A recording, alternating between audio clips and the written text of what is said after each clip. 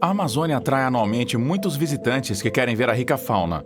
No entanto, os visitantes da floresta tropical devem estar atentos aos animais monstruosos que podem representar um perigo. Mas por que os animais no rio Amazonas se tornam tão grandes e perigosos? Qual é a ciência por trás disso? Junte-se a nós para mergulhar no porquê do rio Amazonas criar monstros.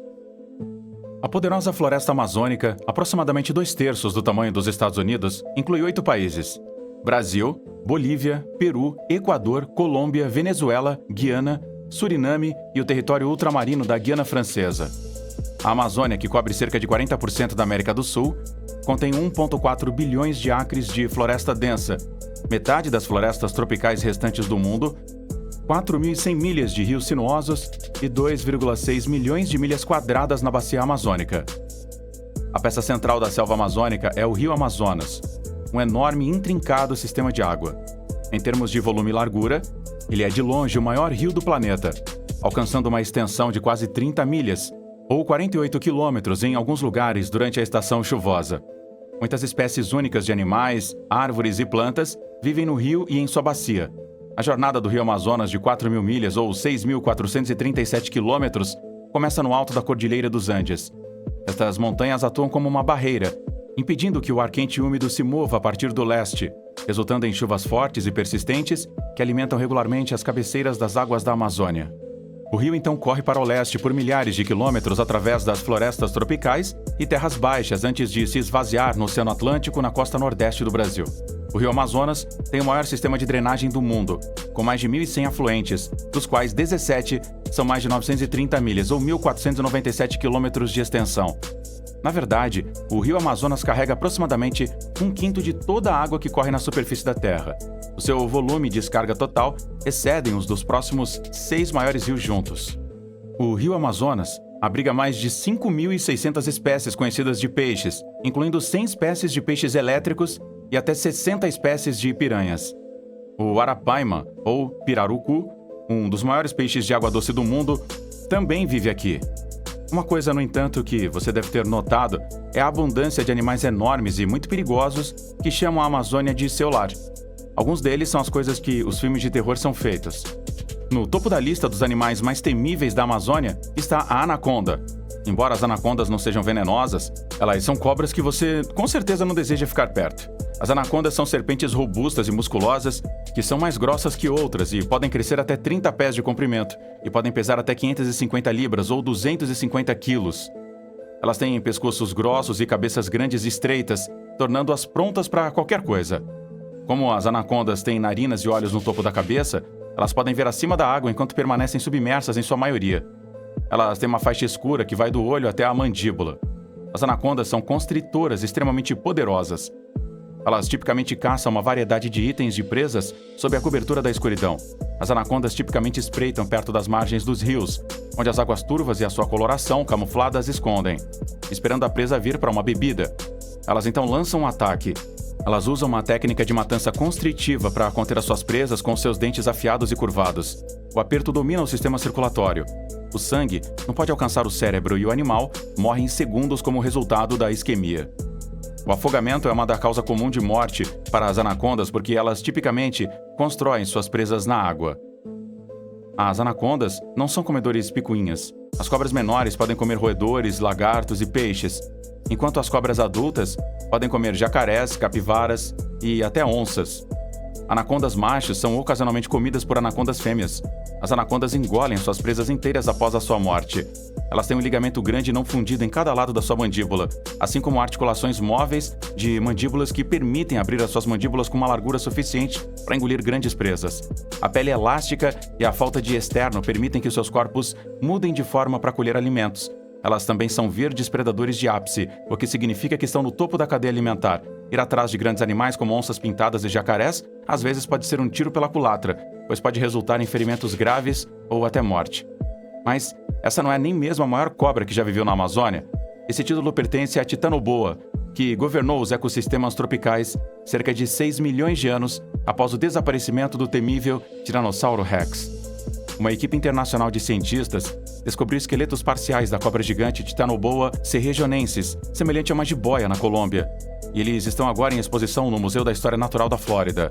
De acordo com o paleontólogo de vertebrados do Museu da Flórida, Jonathan Block, a cobra tinha de 42 a 45 pés de comprimento, com base no diâmetro das vértebras fossilizadas. Isso faria com que a serpente tivesse o mesmo comprimento que o T-Rex Seal, em exposição no Museu do Campo de Chicago. Carlos Jaramillo, um paleobotânico do Smithsonian Tropical Research Institute do Panamá, descreveu o tamanho da serpente da seguinte forma: a serpente que tentou comer Jennifer Lopez no filme Anaconda não é tão grande quanto a Titanoboa. Além de pesar cerca de 1,25 toneladas, a serpente viveu durante a época do Paleoceno, um período de 10 milhões de anos que se seguiu à extinção dos dinossauros há 65 milhões de anos, de acordo com Block. Durante a expedição, os cientistas descobriram muitos esqueletos de tartarugas gigantes extintas e parentes primitivos de crocodilos que muito provavelmente foram comidos pela cobra. Mas por que a Titanoboa ficou tão grande na Amazônia? O tamanho maciço da cobra indica que as temperaturas ao longo do Equador já foram muito mais altas. A temperatura ambiente onde vivem as cobras e outros animais de sangue frio limita o tamanho de seu corpo. Se você olhar para os animais de sangue frio e sua distribuição no planeta hoje, os grandes estão nos trópicos, onde é mais quente e eles ficam menores à medida que você se afasta do Equador. Com base apenas no tamanho da cobra, os cientistas calcularam que a temperatura média anual na América do Sul equatorial, há 60 milhões de anos atrás, era cerca de 91 graus Fahrenheit, cerca de 10 graus mais quente do que hoje. A presença de grandes cobras e tartarugas de água doce indica que as fundações do ecossistema tropical da Amazônia moderna estavam no lugar há 60 milhões de anos. A Amazônia também tem o Bagre Golias, que, como você pode adivinhar pelo seu nome, é enorme. Este peixe pode atingir um comprimento de 12 pés. Homens adultos carregam esse peixe em suas costas depois de capturá-lo. Alguns desses peixes golias são predadores de emboscada que passam a maior parte de seu tempo esperando, mas muitos são piscívoros ativos, ou seja, comedores de peixes, que detectam a presença de presas na água lamacenta e atacam. Por passarem tanto tempo em rios lamacentos, seus olhos são pequenos, ruins e subdesenvolvidos. Muitos são considerados necrófagos, satisfeitos em se alimentarem de detritos de outros peixes e animais que acabam na água. Esse comportamento de necrófagos o leva a se alimentar de restos humanos encontrados na água. Estes peixes são os principais predadores. O que os leões são para o Serengeti, o peixe gato-dourado, é para os principais canais da bacia do rio Amazonas. Mas por que eles ficam tão grandes? Bom, estes peixes comem de tudo, então é garantido que eles sempre encontrarão algo para mastigar. E além disso, estes peixes vivem muito tempo, até décadas, dando a eles tempo suficiente para se encherem e ficarem enormes. Juntamente com o fato de serem predadores de ápice em seu habitat natural, eles têm uma chance de viver bastante tempo. Se o peixe Golias não é assustador o suficiente para você, o rio Amazonas apresenta o jacaré preto.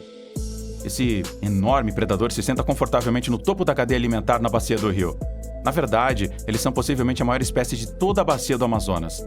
O macho médio tem de 7 a 14 pés de altura, mas não é raro que eles cresçam de 16 a 17 pés de altura. Houve até mesmo relatos não confirmados de jacarés negros atingindo 20 pés de comprimento. As fêmeas são tipicamente um pouco menores. A altura média delas está entre 9 e 10 pés. Alguns espécimes têm sido relatados como pesando 2.400 libras. Enquanto os jacarés negros parecem crocodilos, eles não são crocodilos, embora sejam parentes. A distinção mais notável entre um jacaré e um crocodilo é seu focinho. Os focinhos dos jacarés são arredondados em forma de U, enquanto os focinhos dos crocodilos são mais afiados em forma de V. Mas você pode achar benéfico não chegar perto o suficiente pessoalmente para confirmar essa diferença. Outra distinção é encontrada em seus dentes. Os jacarés, assim como os humanos, têm uma sobremordida que permite que seus maxilares fechem confortavelmente porque os seus dentes superiores deslizam na frente dos dentes inferiores. Crocodilos, por outro lado, têm um comprimento uniforme dos maxilares superior e inferior. Assim, quando seus dentes se juntam, os inferiores se soltam como espigões. Esses animais podem ser ferozmente protetores de seus companheiros, ninhos e ovos. Eles também não têm os instintos de medo que impedem as espécies de presas de pegar o que querem. Então, quando eles veem algo que eles querem, eles o pegam. Então, pise cuidadosamente perto de um jacaré preto. O Banco de Dados Mundial de Ataques de Crocodilos lista mais de 80 ataques a humanos por jacarés negros nas últimas 2 décadas. E estas são apenas os incidentes oficialmente reportados, fora os outros. As vítimas variam de 5 a 70 anos de idade. Algumas delas sobreviveram a ferimentos, mas muitas não. Estes jacarés negros, ou jacarés pretos, como você queira chamar, matam mais por oportunidade de qualquer outra coisa. A maioria das suas vítimas foram atacadas enquanto nadavam, tomavam banho, faziam canoagem ou cruzavam rios. Eles também comem de tudo o que cruzar pelo seu caminho. Comem uma grande variedade de animais, incluindo macacos, javalis, pássaros, lontras, tatus, cavalos, veados, gado e vários peixes e vermes. Quer chegue pelo ar, terra ou mar, eles o pegarão sem hesitação. Eles irão até mesmo atrás de predadores por direito próprio. Jovens jacarés comerão piranhas, enquanto jacarés negros mais velhos comerão pítons. Alguns jacarés negros têm sido observados comendo membros da sua própria espécie. Cicatrizes em golfinhos do rio Amazonas foram descobertas, indicando ataques de jacarés. Esses animais famintos que não têm medo de mais nada na natureza, como evidenciado pela sua dieta, enfim, são caçadores noturnos que usam a sua visão e audição aguçada para navegar em terreno escuro à noite. Eles preferem caçar na água, mas vão escalar em terra para perseguir presas peludas ou voadoras. Quando eles capturam suas presas, eles geralmente as esmagam ou as afogam. Eles têm mandíbulas extremamente fortes e podem facilmente segurar um animal e devorar ele no lugar. A sua única falha é que os seus dentes são usados para morder e agarrar, não para mastigar. Então eles podem rasgar um pedaço de carne de um animal morto, mas deve ser um pedaço grande o suficiente para engolir inteiro. Se a presa for muito grande para engolir tudo de uma vez, eles deixarão a carcaça ao sol para apodrecer. Aí eles voltam uma vez que a carne já tenha amolecido. Outro monstro do rio Amazonas é a enguia elétrica. Esse peixe chega à lista de monstros amazônicos não por causa do seu tamanho, mas por causa da sua capacidade de fornecer um choque de alta voltagem de eletricidade a animais insuspeitos. Embora eles não sejam enguias verdadeiras, eles têm uma aparência alongada, cilíndrica, parecida com uma cobra. Enguias elétricas, ao contrário das enguias normais, são peixes de água doce que passam a maior parte do tempo no fundo de rios e riachos lamacentos. As enguias elétricas são chamadas de enguias por uma razão. Dependendo da espécie, elas podem emitir um choque elétrico de até 860 volts. 3 órgãos encontrados em todas as 3 espécies de enguias elétricas contribuem para esse mecanismo de defesa. O órgão principal, o órgão de caçador e o órgão SEC. O órgão principal e de caçador trabalham juntos para produzir as descargas elétricas mais fortes, enquanto esse órgão SEC produz cargas elétricas de menor voltagem. Cientistas descobriram que a espécie Electrophorus voltae produz as mais fortes cargas de alta voltagem, de até 860 volts, enquanto o Electrophorus electricus, Electrophorus vari, produzem cargas de alta voltagem de até 480 volts e 572 volts, respectivamente. Enguias elétricas não só podem produzir um choque de alta tensão, mas também podem saltar da água para atacar potenciais predadores. O biólogo da Universidade Vanderbilt Ken Catania fez a descoberta por acidente ao manusear enguias elétricas em um tanque com uma rede e uma haste metálica. Quando a haste de metal se aproximou, as enguias saltaram da água para atacá-la com choques elétricos. A enguia confundiu a haste com um animal grande, porque ela conduz eletricidade. As enguias ignoravam o alvo e não atacavam quando não eram usados condutores. No mesmo estudo, as enguias dobraram o pescoço para manter o contato com o alvo, garantindo que qualquer predador contra o qual elas estivessem se defendendo sentissem toda a força de sua ira. Enquanto a enguia elétrica é um predador de topo com pouco a temer na natureza, essa estratégia é especialmente útil durante a estação seca, quando as enguias podem estar presas em pequenos lagos e vulneráveis também. Uma estratégia e tanto, não é? Às vezes a presa é grande ou difícil de abater, mas a enguia elétrica tem outra estratégia para lidar com isso. Elas enrolam suas caudas em torno dela, segurando a presa perto de suas caudas, que são essencialmente 2 postes elétricos. Esta estratégia, no mínimo, dobra a eletricidade e, portanto, a quantidade de choque que a presa recebe. Este comportamento é especialmente eficaz porque permite que as enguias imobilizem e reposicionem a presa para facilitar o seu consumo. Um fato chocante sobre essas enguias é que, enquanto elas podem crescer até 8 pés de comprimento, apenas 20% desse comprimento é ocupado por órgãos vitais.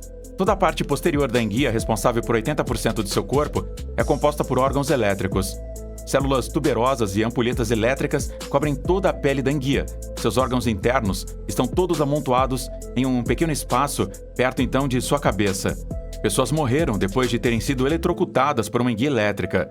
Mesmo em águas rasas, um único abalo pode causar o afogamento de uma pessoa, e choques múltiplos podem causar insuficiência respiratória ou cardíaca. É melhor evitar o seu território por completo. Isto inclui a pesca e também nadar. Curiosamente, as enguias elétricas podem e fazem eletrocutar acidentalmente a si mesmas e outras enguias. Entretanto, como os choques que elas provocam são destinados a peixes pequenos, isso geralmente não é letal ou muito prejudicial. Especialistas acreditam que o tamanho grande das enguias e a disposição dos órgãos, com órgãos em direção à cabeça e corrente elétrica que vem da cauda, contribuem para a sua habilidade de sobreviver aos seus próprios choques. Mas por que a enguia elétrica é do jeito que é? Elas evoluíram para usar a sua energia elétrica para localizar presas que se movem rapidamente para compensar a sua má visão e viver em um ambiente lamacento. Um estudo dos pulsos elétricos liberados pelas enguias elétricas revelou 3 tipos distintos. Quando em modo de ataque, as enguias usam um pulso de baixa voltagem para eletrolocalização, um pulso curto e de alta voltagem para a caça e os pulsos de maior frequência e intensidade. Após chocar as suas presas, as enguias seguirão o campo elétrico como um radar, zerando suas presas imobilizadas sem uso da visão ou do tato. Também lendárias, não pelo seu tamanho, mas pelas suas características, são as piranhas carnívoras. Seu status feroz foi cimentado pelo filme Cult Piranha, de 1978, no qual um enxame de piranhas escapa de um experimento militar mal feito e se banqueteia com nadadores insuspeitos no lago. O remake de 2010 do filme retrata até mesmo piranhas pré-históricas devorando humanos com melhores detalhes em 3D. Aqui está como Theodore Roosevelt, o 26º presidente dos Estados Unidos, descreveu estes peixes. Eles são os peixes mais ferozes do mundo. Mesmo os peixes mais formidáveis, os tubarões ou as barracudas, geralmente atacam coisas menores do que eles mesmos. Mas as piranhas normalmente atacam coisas muito maiores do que elas mesmas. Elas estalam o dedo de uma mão incautamente arrastada na água, mutilam nadadores em todas as cidades fluviais do Paraguai, inclusive tem homens que foram mutilados. Elas rasgam e devoram vivo qualquer homem ou animal ferido, pois o sangue na água as deixa loucas. Elas rasgarão as aves selvagens feridas em pedaços e morderão as caudas de peixes grandes enquanto se esgotam quando lutam depois de serem fisgados. Este é um aviso suficiente para que a maioria das pessoas deixe estes peixes em paz. Na verdade, piranhas agora podem ser encontradas em águas doces sul-americanas, desde a bacia do rio Orinoco, na Venezuela, até o rio Paraná, na Argentina. Embora as estimativas variem, cerca de 30 espécies vivem agora nos lagos e rios da América do Sul. Os ancestrais das piranhas foram encontrados nos rios do continente há 25 milhões de anos, mas os gêneros modernos de piranhas podem ter existido apenas por 1,8 milhões de anos. De acordo com um estudo recente, as espécies modernas divergiram de um ancestral comum cerca de 9 milhões de anos atrás. Também, cerca de 5 milhões de anos atrás, o Oceano Atlântico se elevou, expandindo-se para as planícies inundadas do Amazonas e outros rios sul-americanos. Peixes de água doce, como as piranhas, teriam sido incapazes de sobreviver no ambiente de alto sal, mas alguns podem ter escapado rio acima para altitudes mais elevadas. As piranhas são famosas por seus dentes afiados e mordidas ferozes. Na verdade, no idioma brasileiro tupi, a palavra piranha literalmente se traduz para peixe-dente. A mandíbula adulta tem uma única fileira de dentes que se entrelaçam. As verdadeiras piranhas têm dentes tricúspides, com uma cúspide média proeminente ou coroa, que tem cerca de 4 milímetros de altura. O dente de uma piranha é frequentemente comparado ao de uma lâmina e é claramente adaptado à sua dieta de comer carne. A estrutura real do esmalte dos dentes é similar à dos tubarões. As piranhas podem morder com muita força. Pesquisadores descobriram que piranhas pretas ou piranhas de cor vermelha mordem com uma força máxima de 72 libras, o que é notável, por isso é 3 vezes o peso do seu próprio corpo. Usando um modelo fóssil de dente, pesquisadores descobriram que o ancestral extinto de 10 milhões de anos das piranhas, a megapiranha paranensis, tinha uma força de mordida na ponta da mandíbula de até 1.068 libras. Para comparação, a M. paranensis pesava apenas 10 quilos, ou cerca de 22 libras, quando estava viva. Isso é aproximadamente 50 vezes o peso corporal do animal. A força de mordida estimada do T-Rex é 3 vezes maior do que esta piranha antiga. Mas o rei dos répteis também pesa muito mais. M. paranensis tinha 2 filas de dentes, enquanto as piranhas modernas têm apenas uma.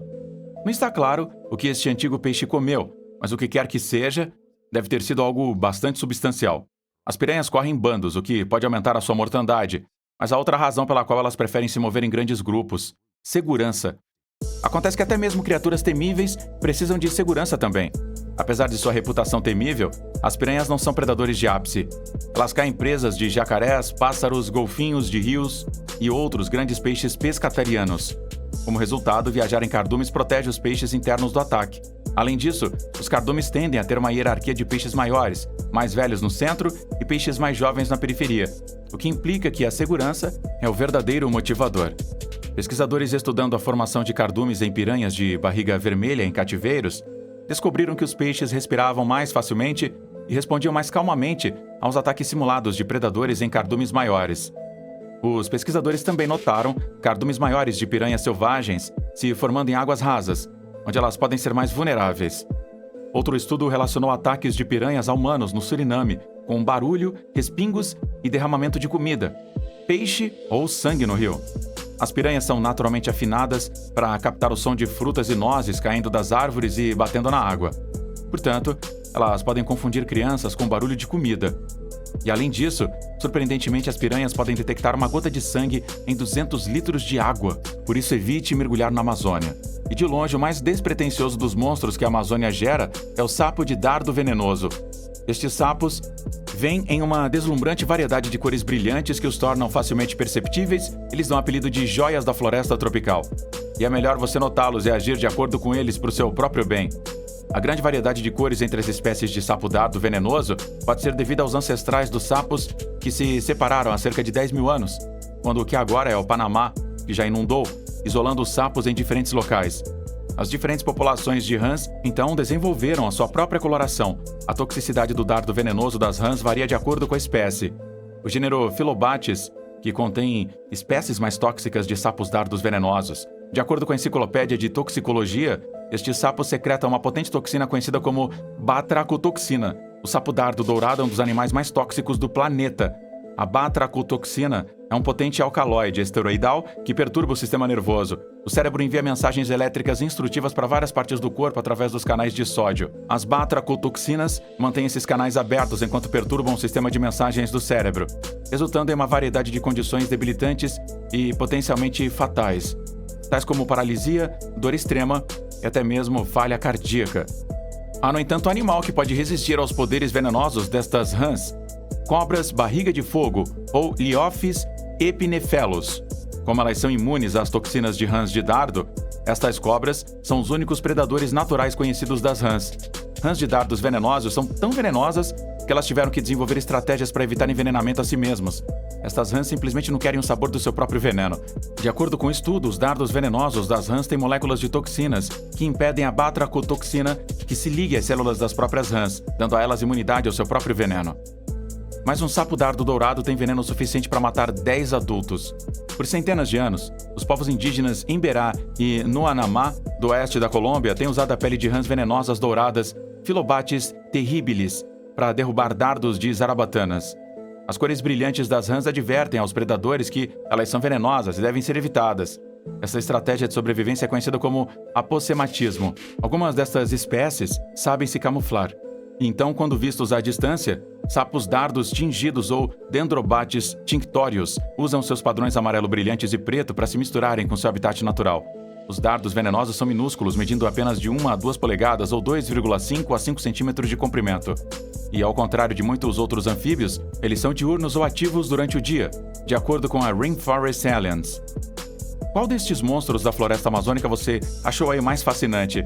Escreva pra gente na seção de comentários abaixo. Tchau!